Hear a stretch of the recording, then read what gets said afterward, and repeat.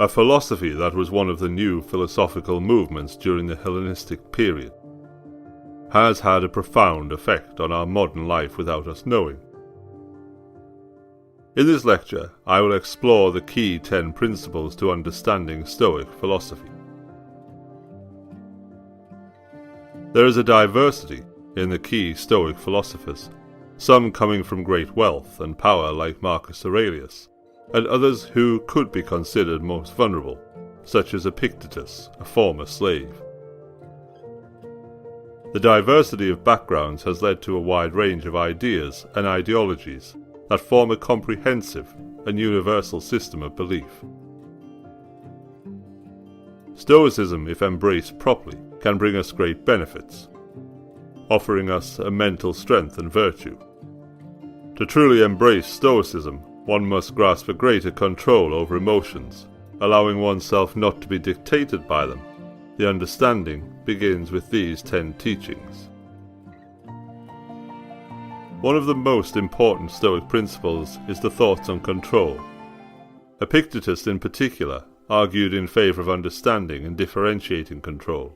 He states in discourses that the chief task in life is simply this: to identify and separate matters so that I can say clearly to myself which are externals not under my control, and which have to do with choices I actually control. Here he summarizes the nature of this teaching, exploring the concept that understands what is and what isn't within our control. We as humans naturally spend too much time fretting over aspects of our lives we don't control, energy that could be better spent, energy that could go towards self-improvement. This teaching somewhat aligns with Buddhist beliefs, avoiding unnecessary distress by accepting the things we cannot change.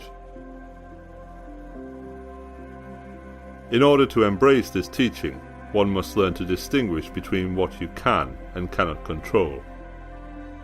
When a situation arises in which you can respond, this is where you are in control, and ultimately where you should target your energy.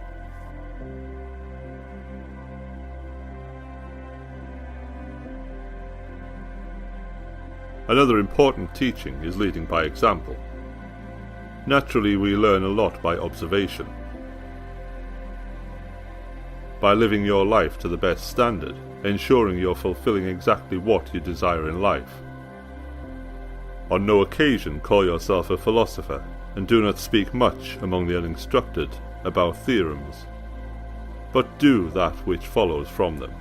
For example, at a banquet, do not say how a man ought to eat, but eat as you ought to eat, argues Epictetus.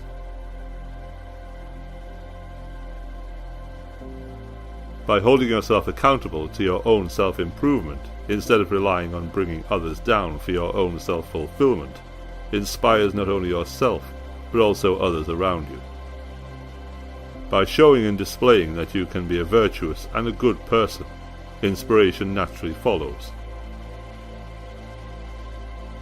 This idea of virtue and virtuous character is also defined as another key Stoic principle. A good character is the only guarantee of everlasting, carefree happiness, states Seneca, another key Stoic figure.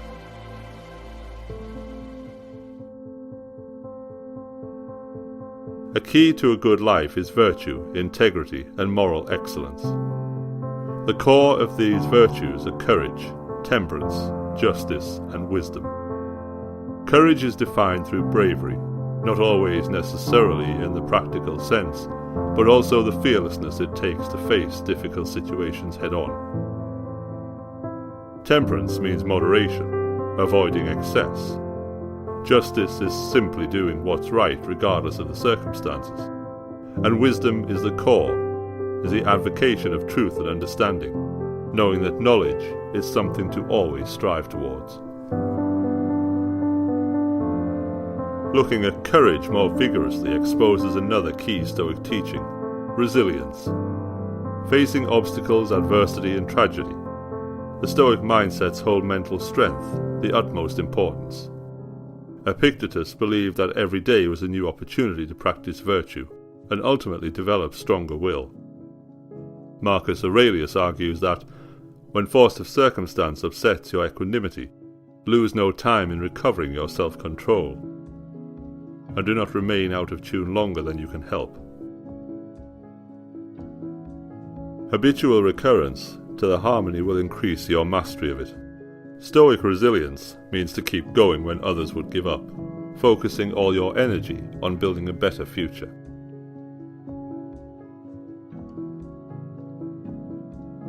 Exercising your will all comes down to the arguments on action.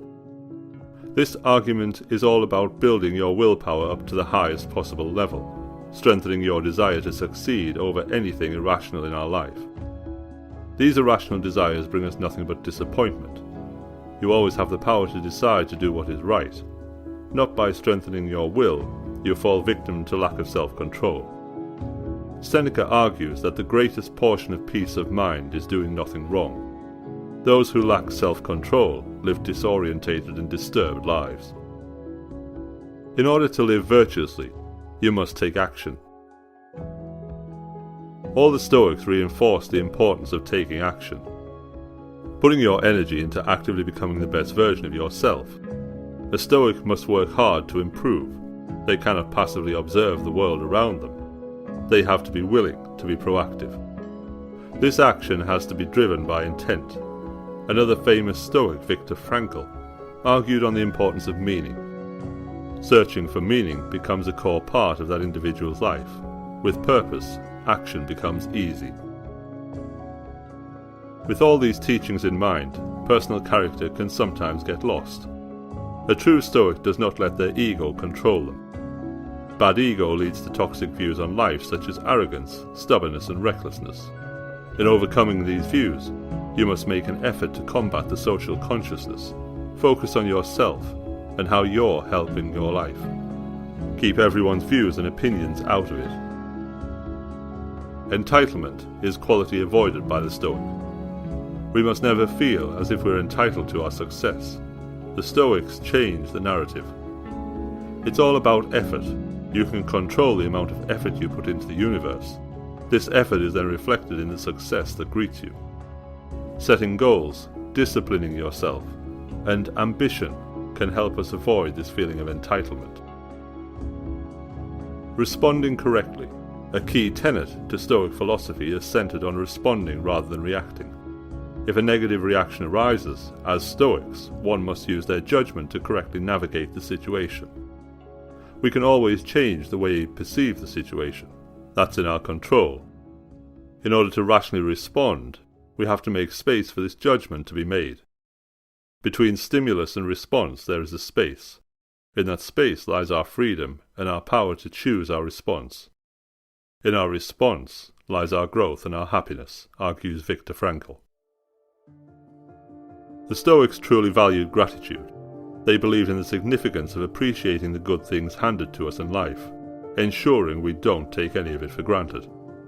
He is wise who doesn't grieve for the things he doesn't have, but rejoices for the things he does have, argues Epictetus. The way to practice this gratitude is by examining yourself with misfortune, losing what you've earned in life, the things you love and value. This visualization of loss helps us to empathize the value of the things we've lost, and therefore appreciate what we already have so much more. Hopefully this has taught you more about the significance and meaning behind Stoic philosophy. These 10 key steps offer a springboard for further action and involvement of Stoicism.